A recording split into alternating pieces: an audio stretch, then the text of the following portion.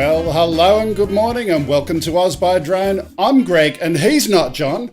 We've got a special guest co-host today. We've got Mr. Brant Aerials himself. Gary, welcome. How you doing? Oh, doing great here. Thanks for having me. Oh my goodness. Before we even started, we've already been bow-shotted. I mean, what can I say? Let me just press this button. Oh yeah, it's happening. Thank you, Mr. Beauchamp. Good to have you in the room.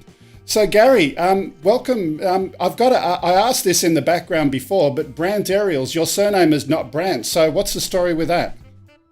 Well, I operate a commercial drone enterprise here in Brant County, Ontario. We're just outside of Brantford, between Brantford and London, and so Brant County.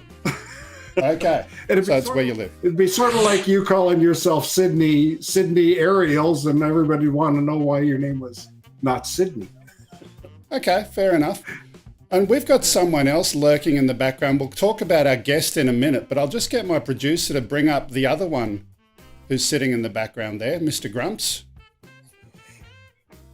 Oh my goodness, what's going on with that? It's Halloween, man. It's like I'm sitting in front of my haunted mansion and all that stuff. And I got the glasses on because your shows, usually the news puts me to sleep. This way you don't know I'm sleeping. Oh gee, thanks. It's good to know that we're providing some purpose. We're a sleeping pill for you. Okay. Look, let's leave that there for the moment. Nice to have you on as our guest co-host today, but as always, it's time for the news at the top of the show. And OzByDrone news is brought to you by AirData UAV. Is your drone healthy, or is it about to surprise you on your next flight? Don't wait to find out. Discover under the hood information and review the early signs of problems before you take off again. Use the discount code OzByDrone20 and you will get a 20% discount. There is a link in the description. So let's get in with our first story of the day. We've seen a variety of launch systems in the past, but a bottle rocket launch technique was not something we expected would get off the ground, so to speak. So get your Mentos and your Diet Coke and get ready to take off. Check this out.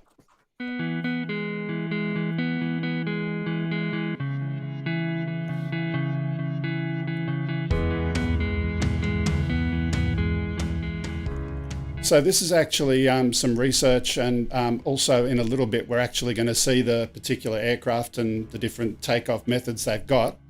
But one of them is a bottle rocket. And the idea that they're actually looking at is to say, how can we do short takeoff locations? So if you've got something, you've seen those things, for example, the Zip people, they've got their launch system, but these guys have done some experimentation with, here you go, there's the bottle. Who would have thunk it?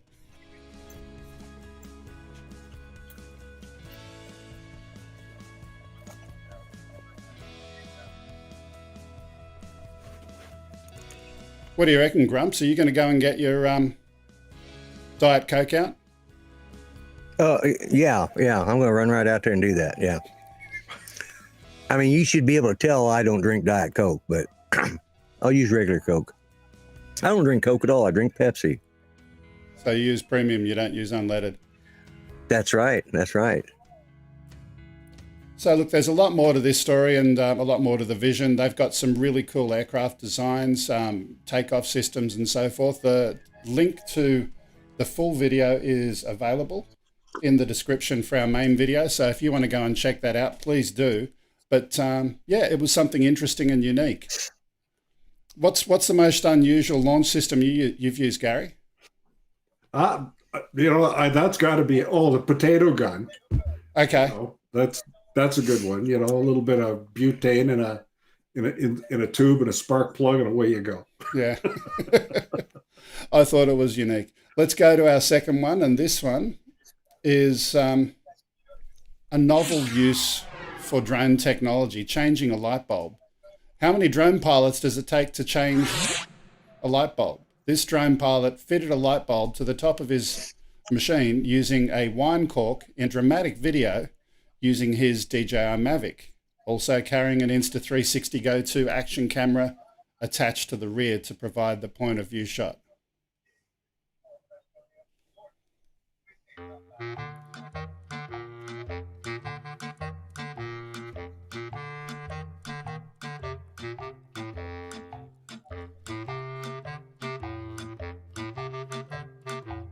I can just imagine, like this, the song that I use for Grumpy's theme tune is called Round and Round. And I thought to myself, well, round and round as he screws the light bulb in, it probably suits. But I still can't believe that someone actually thought of doing this.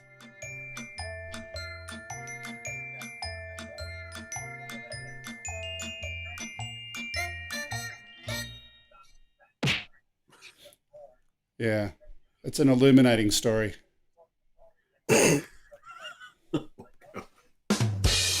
Oh man.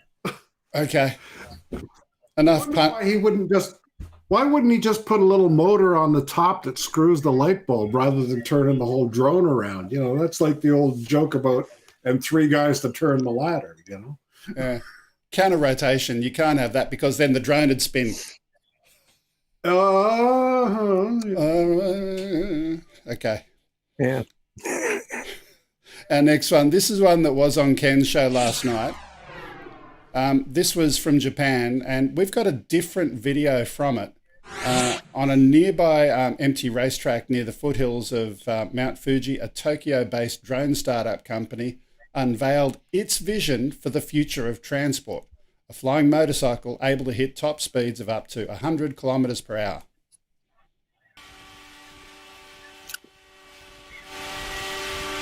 Now, hello, I'm just imagining this as you're walking down the road, a new type of transport. Yeah, it's like, how hard is it to hear above that thing? What's that line? Yeah, exactly. Look, all joking aside, With earplugs. I'll turn that down. But all joking aside, the thing that was different about this clip compared to the one Ken showed was the loud volume. It was absolutely incredible. I played it and I had to take my headphones off. But it's something that people don't think about. All of these different types of manned transport, manned air transport, it's not going to be something that you're going to see like the Jetsons going down the road. It's just not going to happen. Nope. You know, in the motorcycle world, they say loud pipes save lives, eh? So now it's loud props save lives.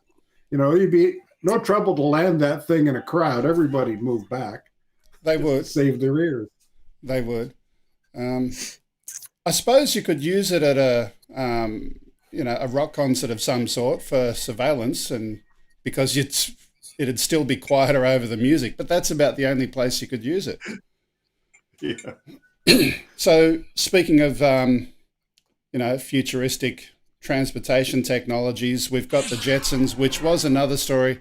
I'm very annoyed at Ken. He went and picked all of the good stories that I wanted to do. Actually, let's have a look what Art's saying. Giant leaf blower. Yeah, it is a bit of a giant leaf blower. Be good for cleaning your gutters. It would. Let's have a look at this next one, though. This is an aircraft that was named after the Jetsons. A Swedish company has accepted the pop culture name synonymous with flying cars and is now taking orders for what might be a viable personal eVTOL, except for the noise. The production model named Jetson 1 was unveiled last week with an introductory price of, wait for it, yes, Jeff, I know the price, $92,000. The company's brazen adaptation of the name of the iconic space-age cartoon family made popular in the 1960s is also reflected in its mission statement. Our mission is to make flight available to everyone, the company said in its news release. The Jetson 1 is an electric helicopter that you can own and fly, and they want to make everyone a pilot.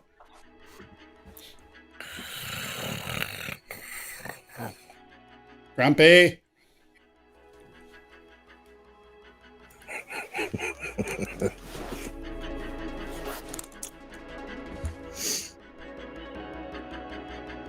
Look, I think it's got applications, but I don't know that it's ever going to be your daily driver.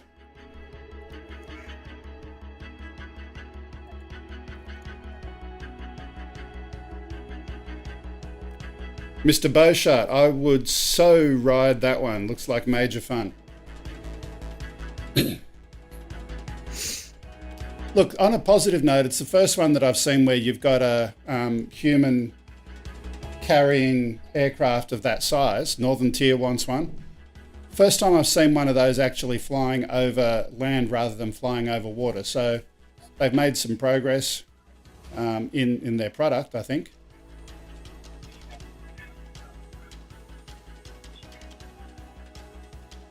What do other people say? Would you ride it? Would you fly it?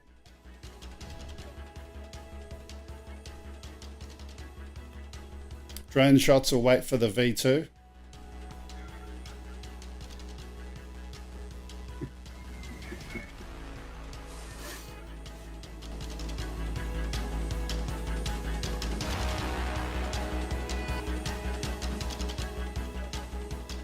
It's a nice aircraft, and I definitely want to go and see more of that. Oh, we got a $5 super chat from Artco Drone Solutions, a down payment on Greg's Jetson car. Thank you, Art. Look, I think it's an interesting aircraft. I'm just, I don't know. I just still think the noise thing is going to kill it in the real world.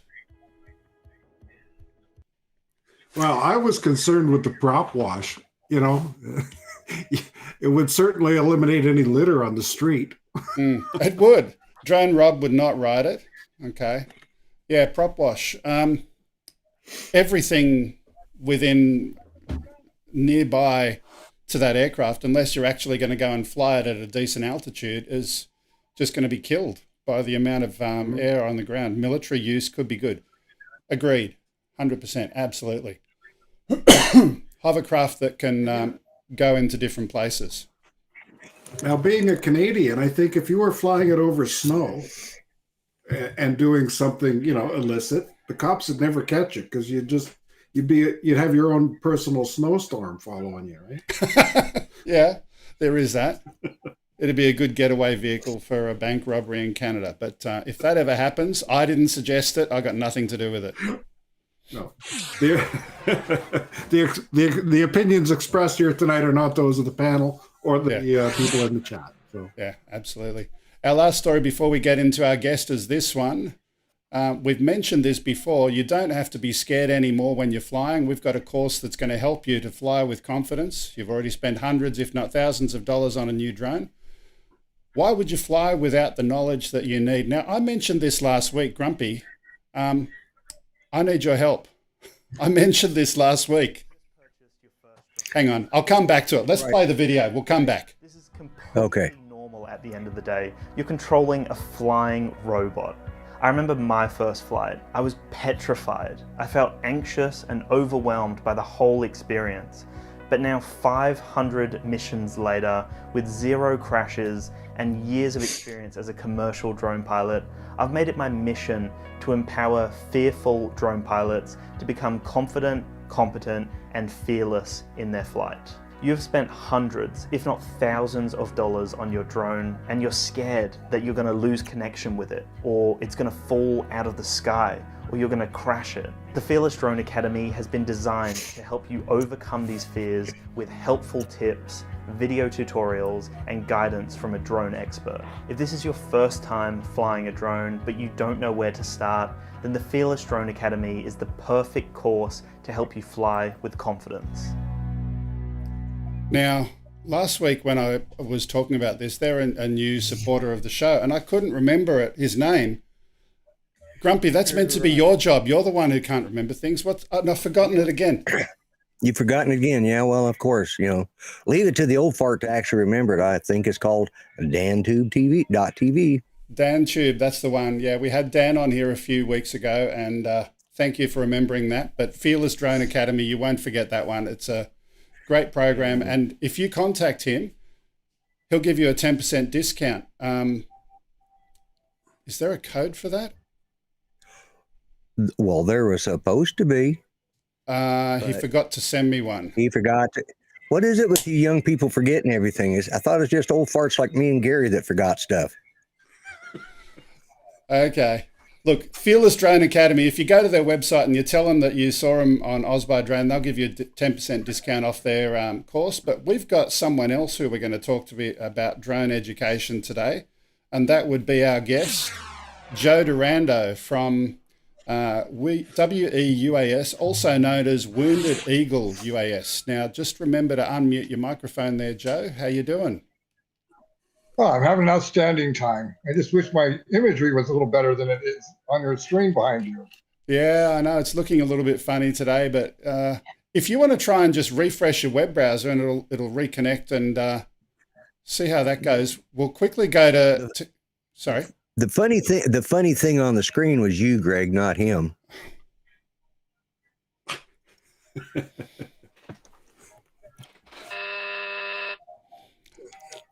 While he's reconnecting, Gary, tell me a joke.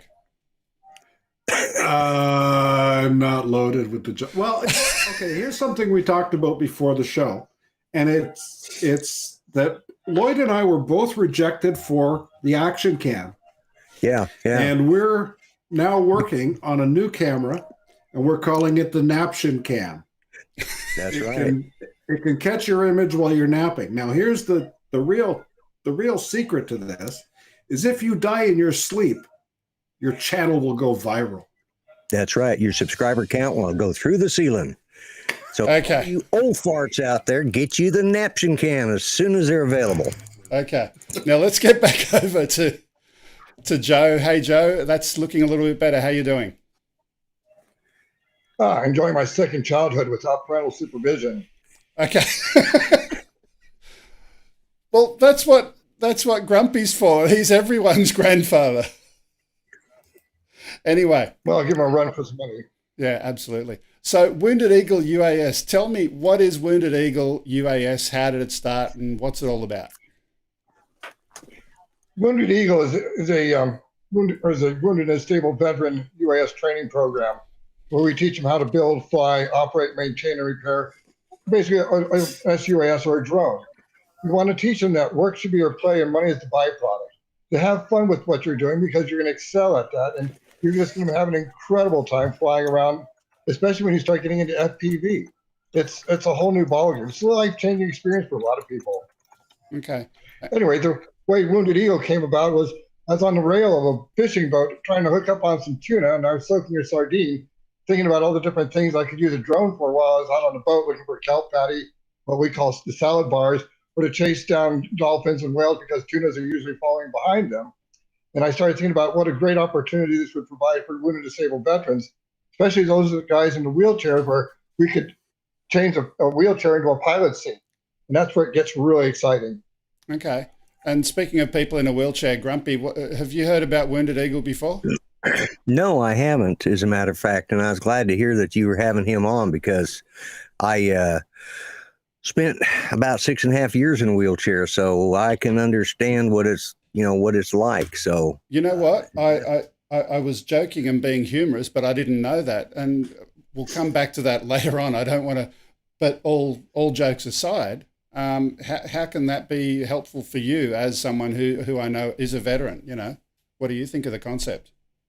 Oh, as far as me, yeah, I think it's a great idea because I think that's anything to help the disabled vets get their focus off of their immediate health problems or their issues, and drones are a great thing. I mean, I know several people that use drones as a way of a coping mechanism, and it gives you the ability to see outside of your, because when you're especially in a wheelchair, basically the only vision you got is like when you go to the store is all those you just got what's in front of you, and it's usually overweight women in spandex pants, especially if you go to Walmart. That's not a sight you can unsee at eye level.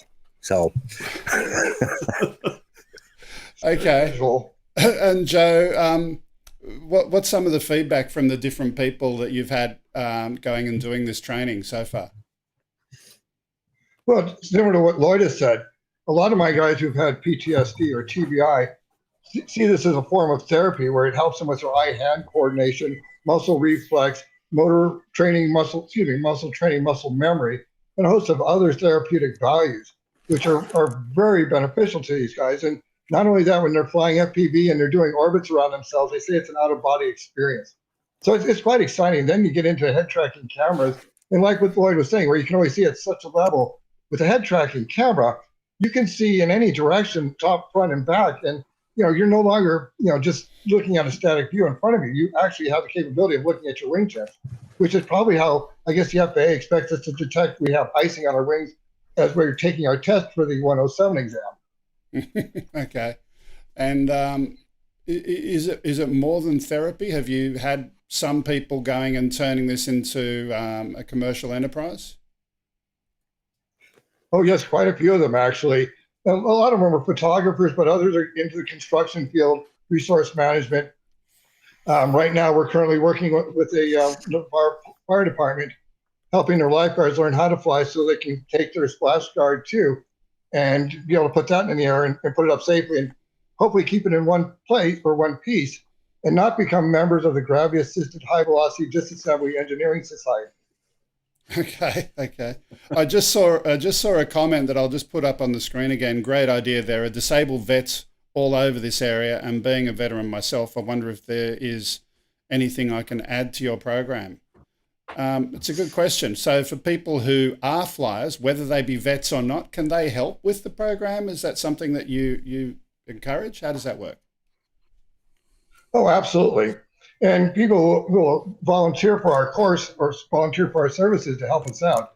We're more than happy to teach them also how to fly, because we look at it as a balanced book approach. If you do something for us, it's our obligation to do a solid for you and return the favor and give you a hand up, because who knows? We could have you as a 107 operator helping us train our veterans.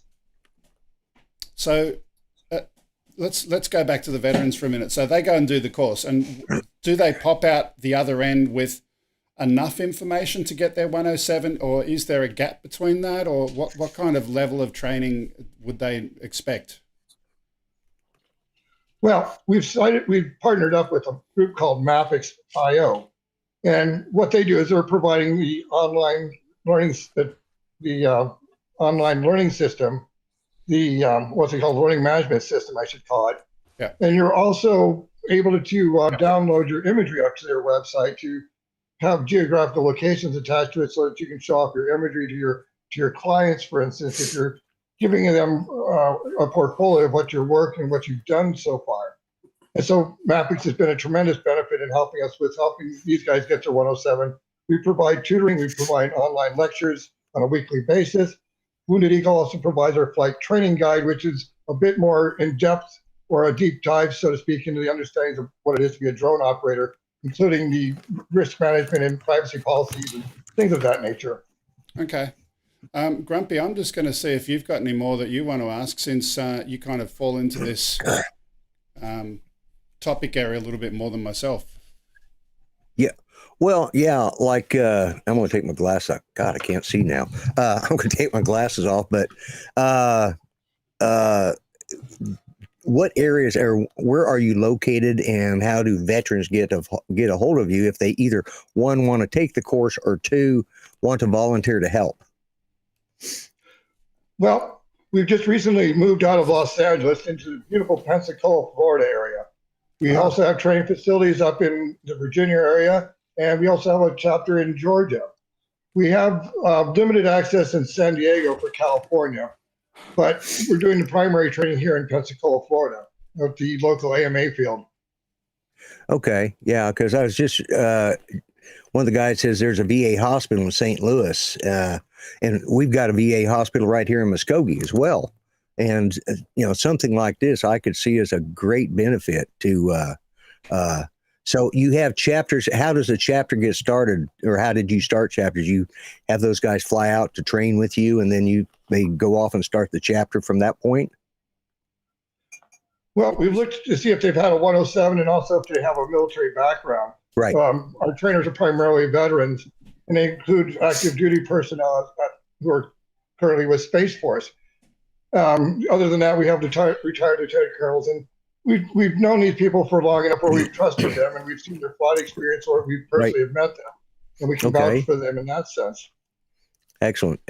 So, well, it sounds like a great program from my point of view. Like I said, having spent 6.5 years in a wheelchair, I understand what it's like. And,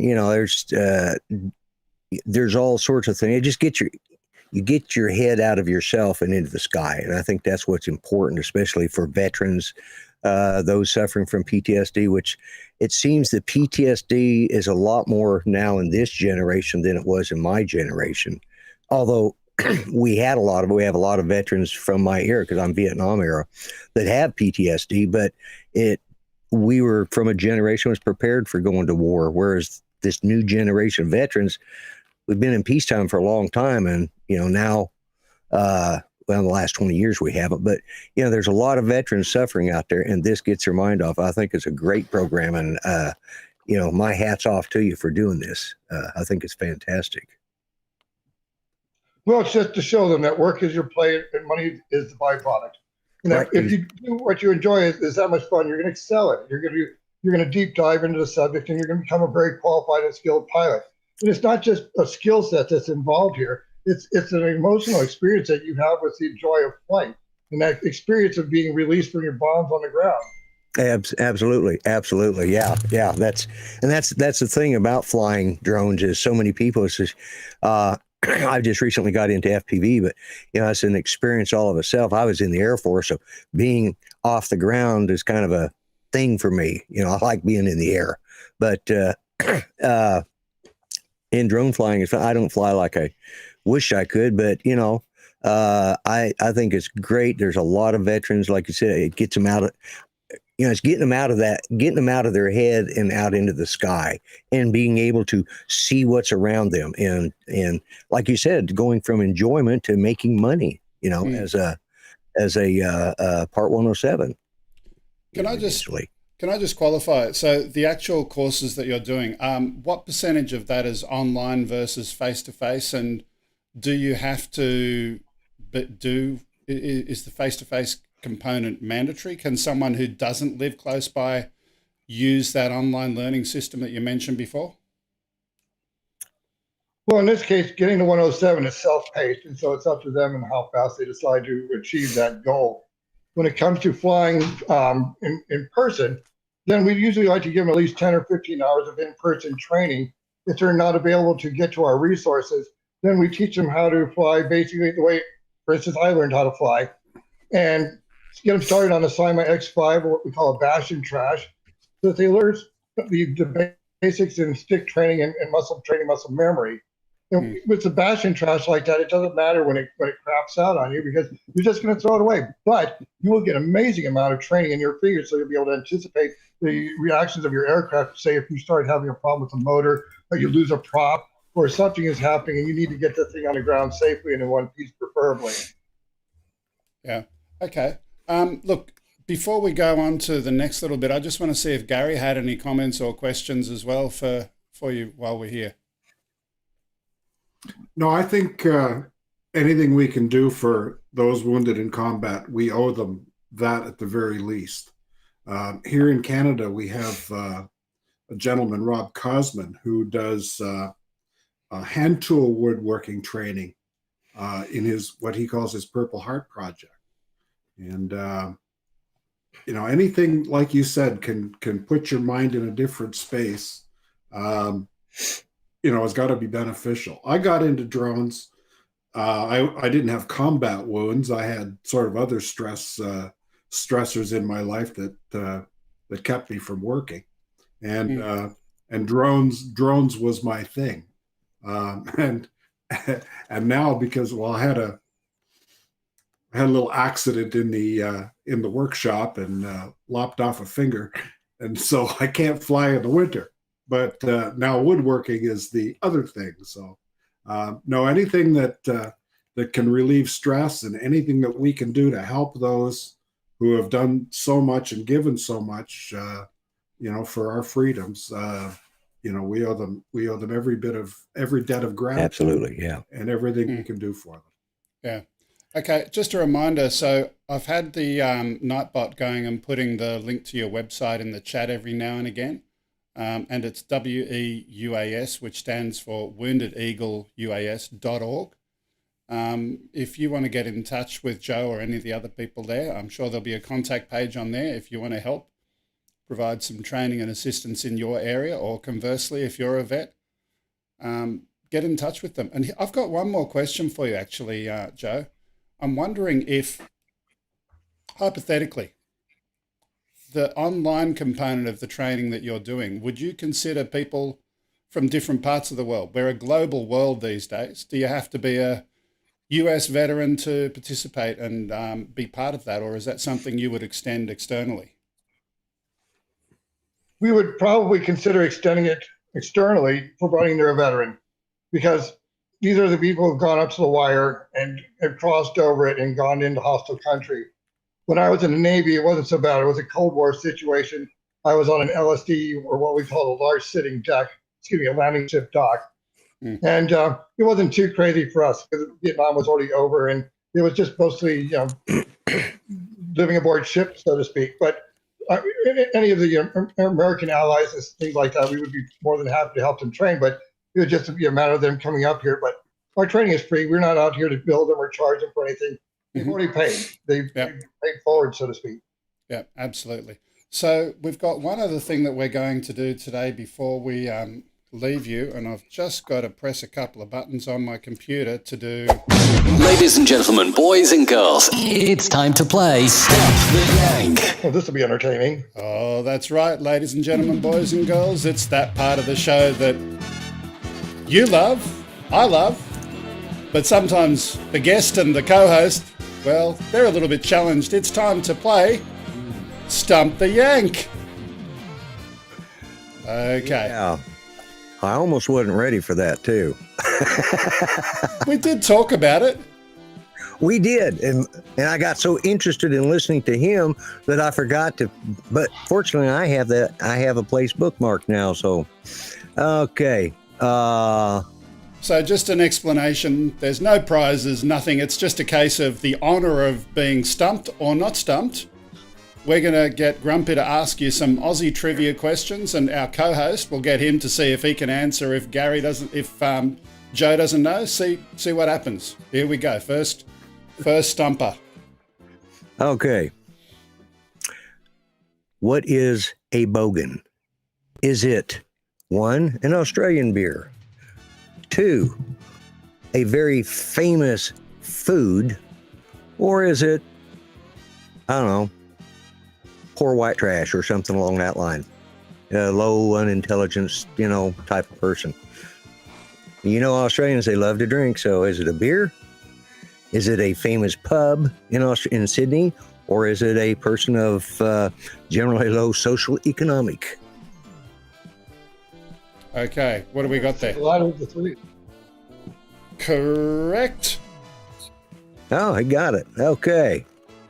All right. Well, I can't use that one. Can't use that one now. No. All right. There's some of here I won't use. I mean, there's a few of them I'm thinking, I could use this tonight, but I won't. Okay, you guys may have heard this, but I'm going to ask it anyways because it's one of my favorite things. What are budgie smugglers? Are they? Now, remember, it used to be a penal colony in Australia. Are they guys that were sentenced there that were pirates?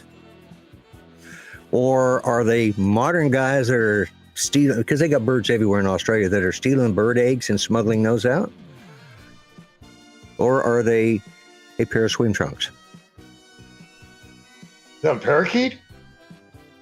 They're called budgie smugglers.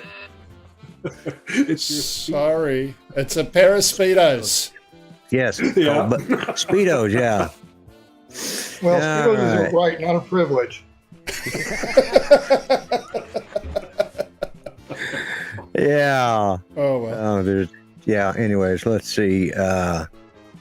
So we've got a tie. We're going to get one to tie break and find out if he's been stumped. Let's see.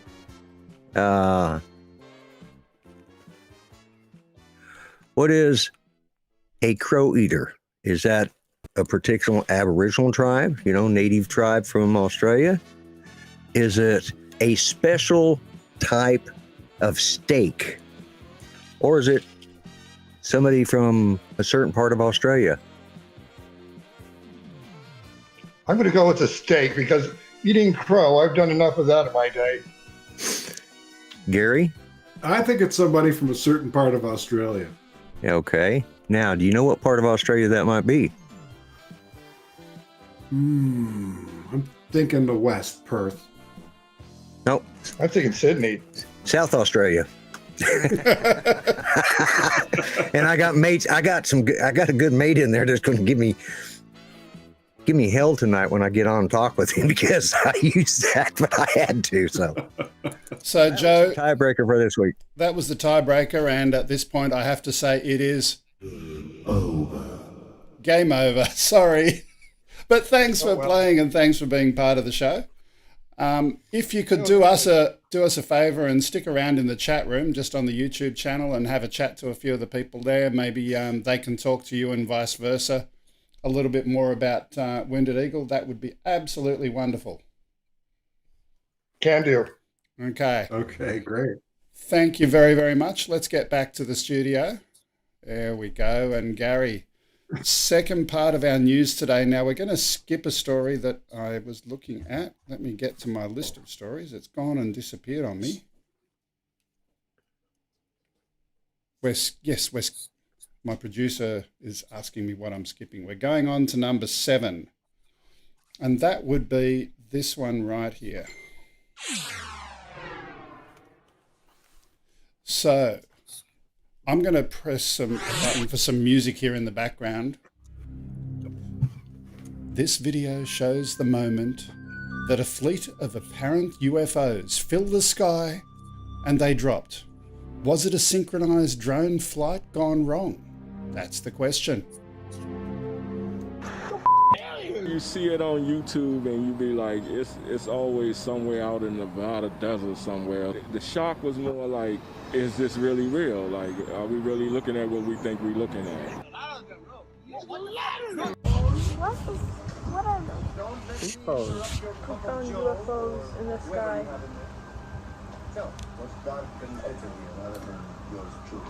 Where did the rest of them go? Oh, they're over there. There's more coming from the left.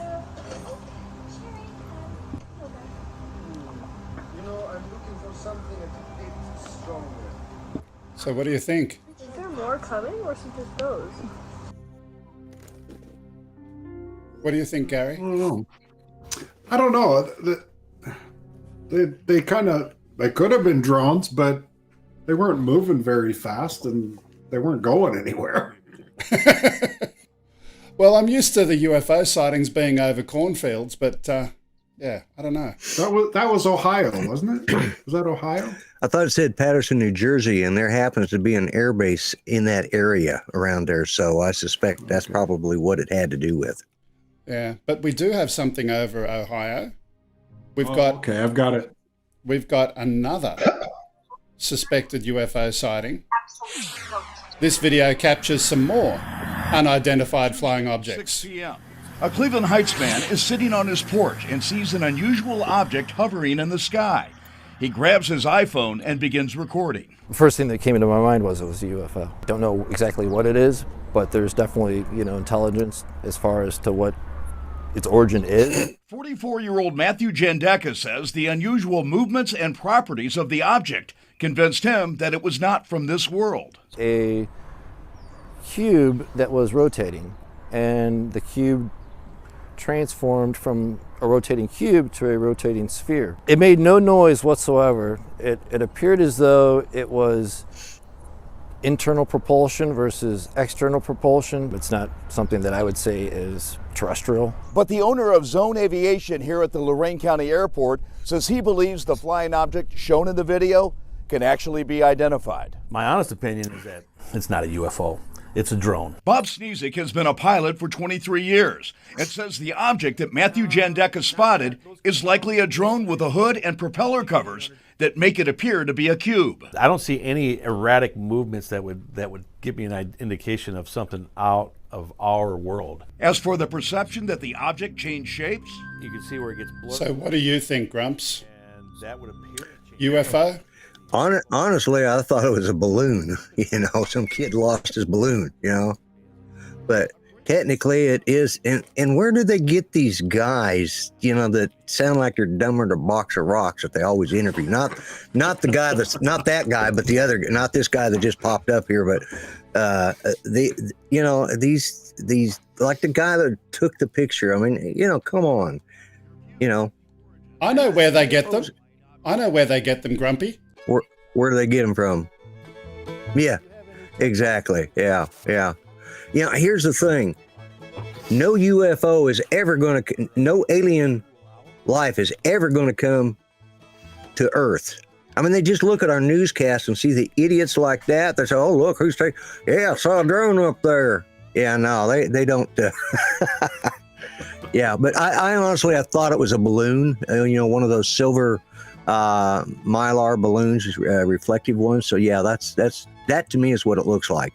Wind's just catching it right, and it's just floating along. It's a helium balloon, and the guy that's dumber than a box of rocks put on his tinfoil hat, and said, "There's a drone, or there's a UFO." Yipper. Yeah. Okay. Personal opinion. Okay, that's the expert opinion from Grumpy. Grant, last word from you. UFO, balloon, drone. I thought it looked like an empty shopping bag, right? And he was saying it had intelligence. Well, that empty shopping bag had more intelligence than the guy on the ground with the iPhone. And it's interesting you mentioned that, because I was actually looking at the weather yesterday in Sydney, and we had some really heavy wind. Let me just see what we've got here today. Wind profile. At ground level, we've got around 19 kilometres per hour right now where I live, but up at 500 metres, you've got 52 kilometre an hour winds. So it absolutely can make strange changes because of the wind. People think of ground level, they don't think about what's happening up above them, and it could very well have just been a shopping bag. Yep. Anyway. Enough UFOs for now. Let's go on. We've got a couple more stories for today. And the next one is the use of drones for crowd monitoring. Some spots in Kuala Lumpur that were previously quiet are now packed with people after restrictions were relaxed for sports and recreational activities. The Dang Wangi, this is really the name. The Dang Wangi police have decided to deploy drones as a holistic approach to monitor standard operating procedure compliance, especially during weekends. Seperti berikut. Pada hari ini dan esok 25 September dan 26 September. So obviously we can't understand the audio for that, but the use of drones for COVID compliance and as people come out of lockdowns. Good, bad, overreach? What do you think?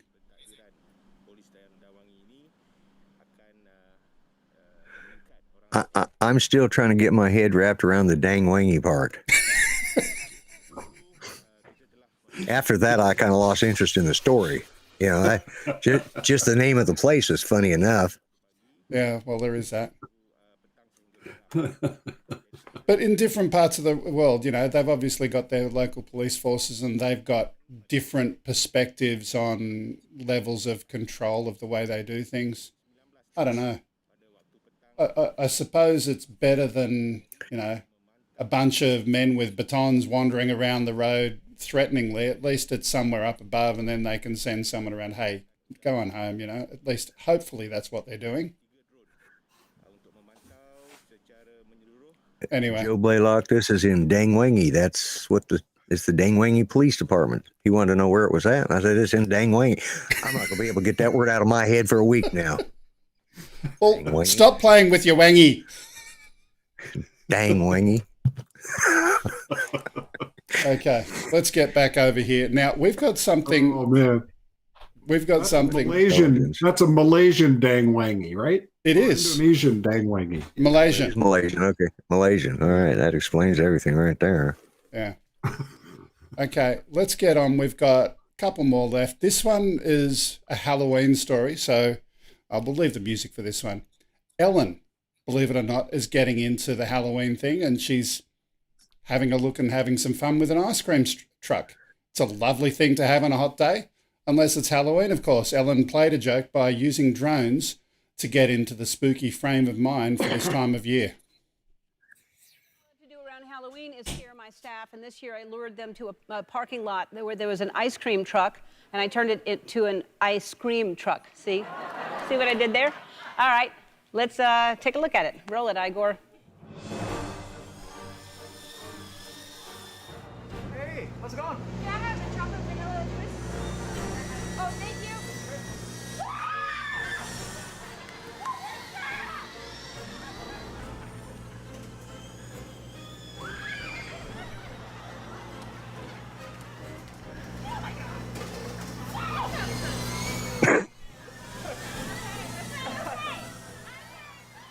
That is a cool idea.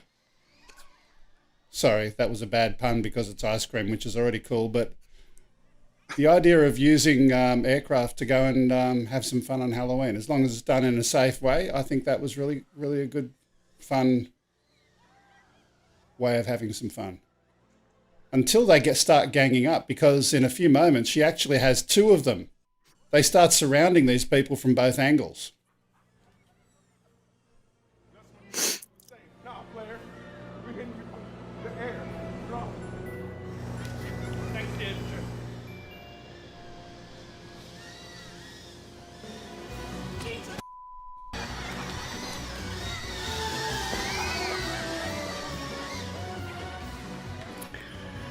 I'm just waiting for somebody to throw an ice cream cone at that thing and watch it hit the ground. Okay. Let's leave that there, but it's a cool story. Sorry, I did that twice. Let's move on to our next one. Yeah, I know. It was bad. Yeah, really. Let's move on. Okay.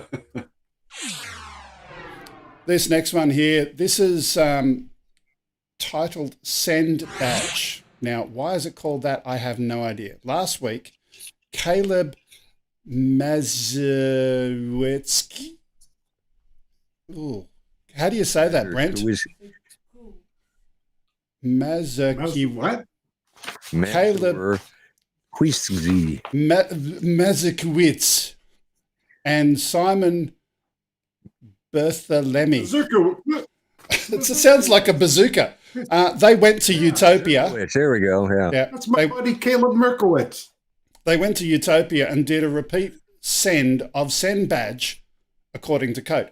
Now, that's what it said on the story. I have no idea what any of that means. This message would make sense to you probably if you're a climber, but for drone pilots, who cares about the climbing lingo? But this is just some awesome footage. Check it out.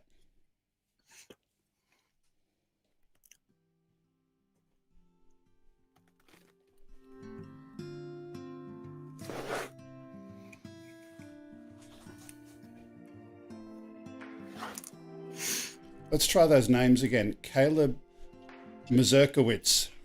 Did I get it right? Yeah, that's it. Sounds He's good. Canadian. Good enough. That's a Canadian name.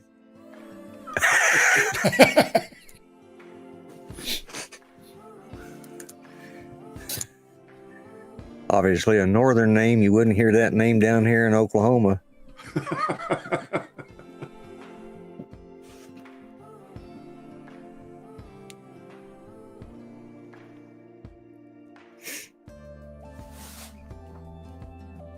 It's an interesting kind of way to position the climbing versus the flying. Two things, both very much with gravity as part of the thing that they do, and putting those two together. I think it's a cool perspective. You know, Lloyd and I can do that in our sleep, eh? Oh, yeah. You can? Oh, yeah. Okay. Yeah. Well, we're napping anyway, so. Yeah, I was going to say that's the only way we'd ever be able to do is in our sleep.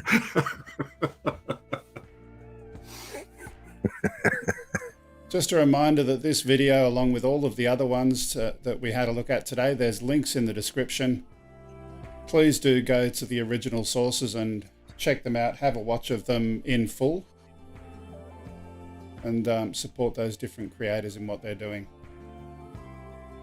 But we'll leave that one there for now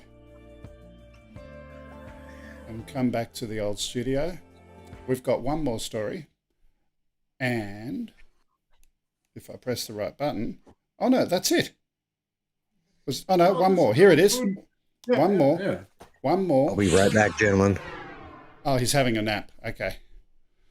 The last story, people living in Holly Springs neighborhood can now get their food delivered by drone. So it is actually live. There are food deliveries happening. New at 5:30, food delivery by drone. It's an option now in Holly Springs for residents in the Four Springs subdivision, just off the NC 55 bypass. They can order chicken wings from It's Just Wings in the Holly Springs Town Center. And look at that, have a drone lower their order right into the backyard. We're getting an average time of 25 minutes from the order of the delivery to it is in their backyard. So that is pretty quick, managing the time that the restaurant spends to be able to make it, and there's no traffic in the area.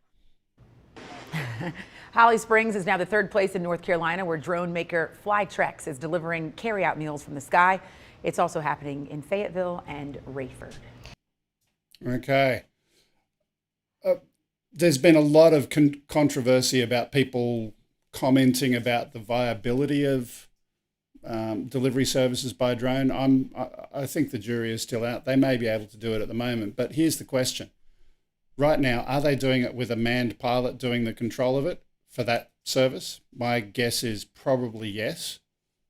I don't know. It just doesn't seem to be a scalable solution.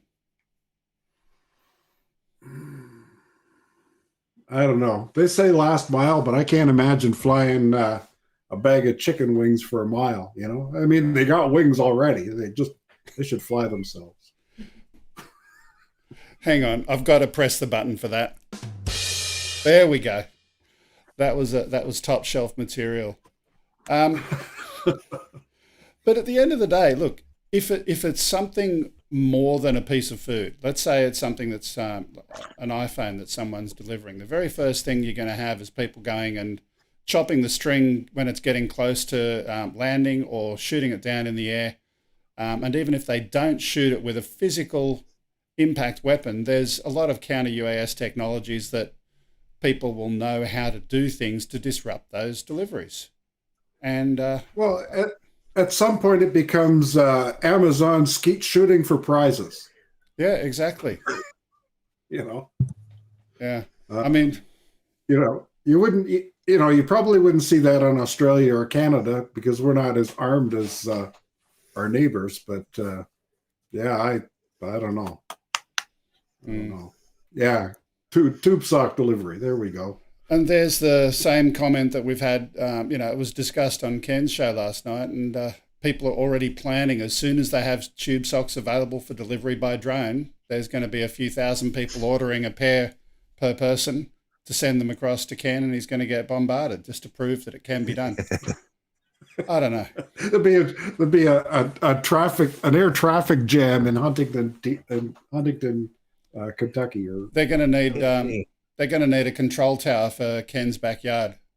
For sure. Anyway, we've reached the end of the show. We had a lot of fun today. Ooh, the wings landed in dog poo. That would be hilarious. Hey, they know my yard. Anyway, oh, man.